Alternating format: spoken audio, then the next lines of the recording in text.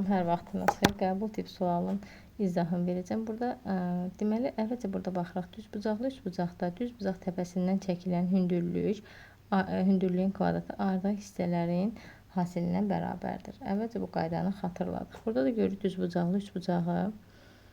Deməli, burada da bu hündürlükdür. Çünki bilirik koordinat sistemində koordinat oxları qarşılıqlı perpendikulyardır. Yaxşı, buradan bura qədər 4 isə buradan bura qədər 9. Deməli, buranın uzunluğu olacaq -6. C nöqtəsinin koordinatı oldu 0, -6.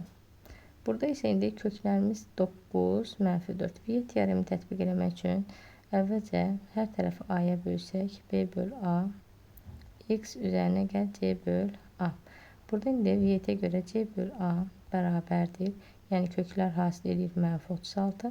C-nin yerinə -6 qoysaq A bərabərdir.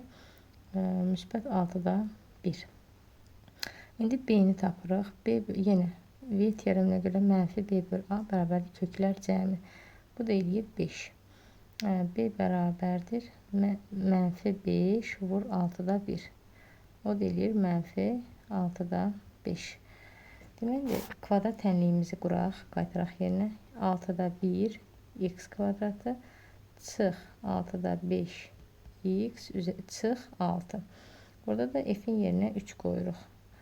6-da 1 vur 3 vur 3 çıx 6-da 5 vur 3 çıx 6. Cavab -7. Diqqətiniz üçün təşəkkürlər.